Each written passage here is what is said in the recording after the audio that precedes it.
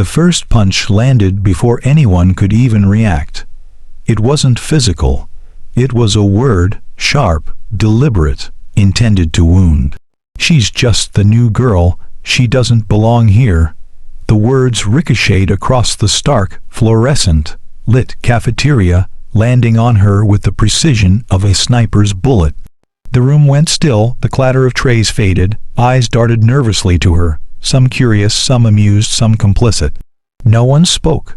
No one stepped in, and yet, even as the air thickened with judgment, she remained unmoving. Calm, unfazed, she didn't flinch. She didn't answer, not yet. Her name was Captain Eleanor Vale, the new girl. On the surface to them, but to the base, she was something far more formidable. Admiral Vale, a strategist whose decisions had saved lives that never made headlines, whose reputation in silent corridors of command demanded respect few dared to give her openly. The injustice of their assumptions sparked something quiet but potent within her. She had learned early in life that silence, when wielded correctly, could be louder than any shout. She moved with the grace of someone trained not just in combat, but in patience. Her uniform was pristine, the edges of her rank insignia gleaming under the harsh cafeteria lights. Yet there were signs of fatigue beneath the steel of her posture. A faint shadow beneath her eyes, the tiny tension in her jaw, the ghost of a bruise no one had noticed on her wrist from yesterday's training drill. She didn't speak, but her presence was commanding.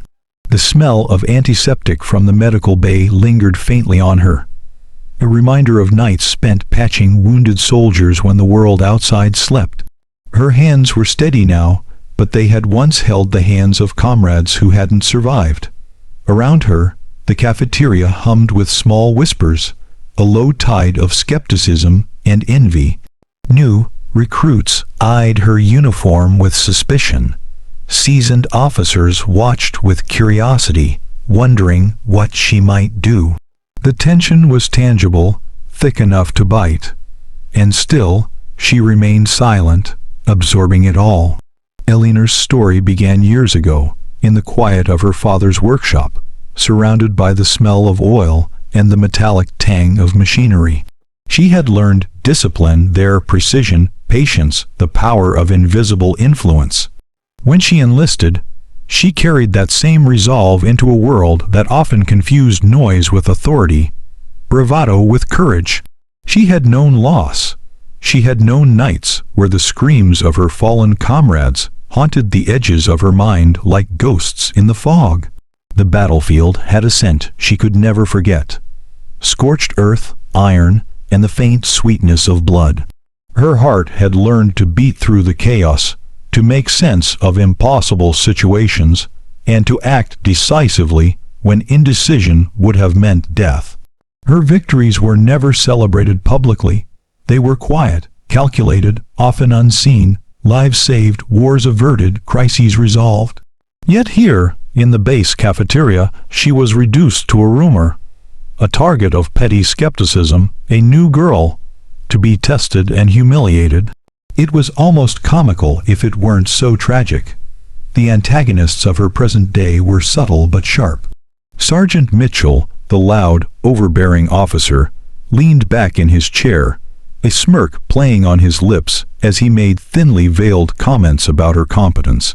Lieutenant Harper, the sycophantic sidekick, laughed a little too eagerly at Mitchell's jabs, eyes darting to see if anyone else found it funny. The moral tension was unbearable. She had done nothing wrong. Yet, in a space governed by rank and protocol, perception often outweighed reality. Authority was wielded like a club by those who had forgotten its purpose: to protect, to serve, to lead. And the room, complicit, silent, waiting for someone, anyone, to intervene. But Eleanor had no need for intervention. Her power was silent, it was patient, and it was strategic. For days the slight injustices continued. A misfiled report that made her appear careless. Orders subtly ignored by those who hoped she would falter. Whispers in hallways, the kind that carried just enough venom to sting without leaving evidence. Each slight was calculated, a test she recognized immediately because she had faced worse. On the battlefield, in the chaos of combat, in the delicate dance of diplomacy, where lives hung by threads, and one mistake could mean catastrophe, she bore it all with an almost imperceptible stillness. There was a tiny, symbolic gesture she carried with her always, a thin, silver badge hidden beneath her uniform jacket. It was engraved with the insignia of the Admiral, a secret few outside the inner circle knew, a reminder of her authority, a quiet promise to herself, patience, precision, justice. And then, the final moment came, the moment she had been waiting for, though she hadn't known it would arrive in the cafeteria, under the harsh lights, amid the low hum of whispers. Mitchell's latest act of condescension had crossed the line. He had mocked a recommendation she made to restructure training exercises, belittling her in front of junior cadets, casting doubt on her judgment. His words were cruelly precise, designed to wound her credibility publicly. Elena stood, the room held its breath. Her presence alone commanded it. She didn't raise her voice, she didn't plead or argue. She simply stood, calm, her silver badge glinting under the light as if it were a signal. A subtle, deliberate signal. Within moments, unseen channels shifted. Cadets in the corner reached for their communication devices, subtle gestures unnoticeable to those who didn't know the network. Within minutes, officers who had been quietly monitoring base communications entered the room. They didn't speak harshly. They didn't need to. Their mere presence carried weight that no amount of mockery could outweigh. Mitchell's smirk faltered. Harper's laughter died in her throat. The cafeteria had transformed from a battleground of whispers to a chamber of silent accountability. The hidden strength Elena had wielded all along, her rank, her reputation, her network, had manifested not with noise but with undeniable authority. Elena's voice finally broke the silence, but it was not angry, not vengeful. It was calm, commanding, and saturated with moral clarity. Respect is not given because someone is new. Respect is earned through integrity, through courage, through quiet consistency. Today, you were tested, and you failed. The words hung in the air. They were not loud, but they carried the weight of truth. Mitchell felt it immediately, the undeniable shame of being exposed before the collective judgment of a silent, unflinching authority. Harper felt it too, the realization that loyalty to mockery and cowardice carried no honor. Elena continued, softer now, but no less piercing. Silent strength is not weakness. Sacrifice is not spectacle. Integrity is not negotiable. I am the Admiral of this base, whether you see it or not. Remember that. For the first time, a wave of acknowledgement passed through the cafeteria. Cadets straightened, officers shifted, and the air seemed lighter, as though a long-held moral injustice had been exorcised. People began to speak, not in mocking whispers, but in recognition of her authority, her presence, her dignity. Crowds stood silently, watching as Elena turned to leave. No one rushed to apologize, yet the quiet respect in the room was palpable. The subtle gestures, the small nods, the lowering of eyes in deference, they were more powerful than any words could have been. Mitchell slumped in his chair, a mixture of humiliation and grudging respect washing over him. The lesson had been delivered without anger, without spectacle, but with the unassailable weight of integrity and authority. As she walked down the hallway, the smells of disinfectant and polished metal mingling in the air, Elena reflected briefly on what had occurred. It wasn't victory in the traditional sense.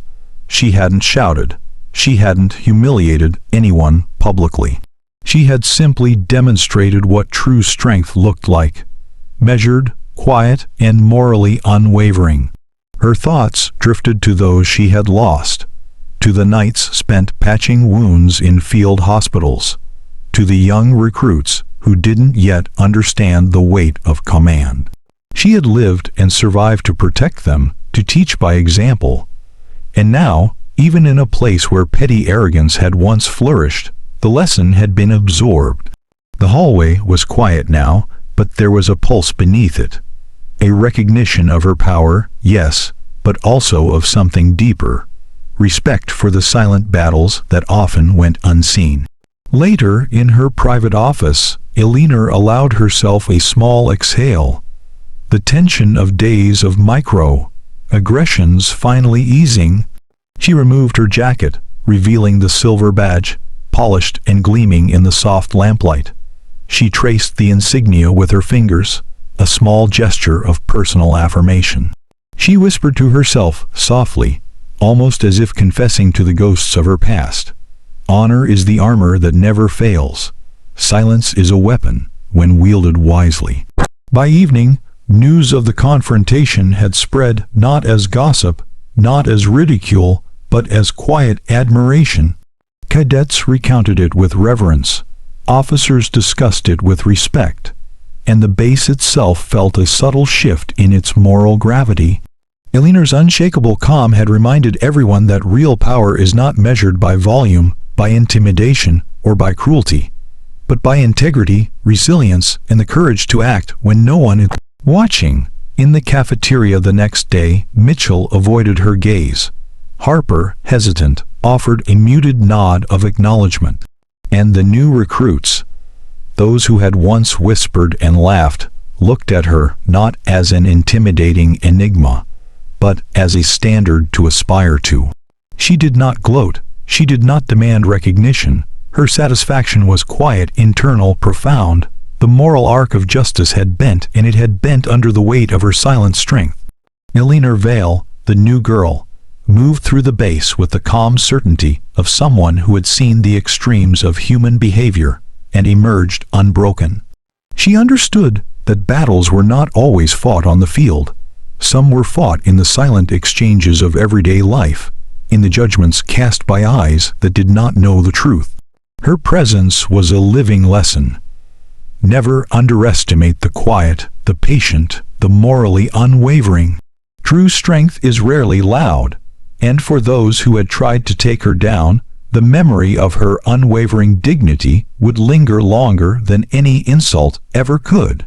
Silent strength is not weakness. Sacrifice is not spectacle. Integrity is not negotiable. Honor is the armor that never fails. Silence is a weapon when wielded wisely. Respect is earned, not assumed. True power speaks even in silence. By the time the sun set over the base, the world seemed to breathe a little easier. Crowds of cadets lingered, sharing stories of her composure, marveling at the quiet justice they had witnessed. Officers passed each other in the hallways with a newfound sense of accountability. Elinor looked out across the compound from the top of the command tower. The wind tugged gently at her hair, carrying the faint scent of sea salt from the distant coast. A reminder that life outside the base continued, indifferent yet beautiful. She reflected on the quiet victories, the invisible sacrifices, the moral battles that often went unseen.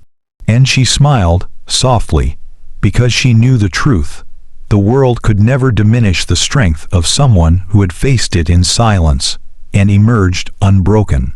If you felt the weight of Elinor's quiet power, her unwavering dignity in the face of injustice, share your thoughts below. Tell us where you're watching from, and let us know who in your life reminds you that silence can be louder than any shout. Don't forget to subscribe for more stories that honor true, unseen heroes, the ones whose courage is measured not in applause, but in integrity.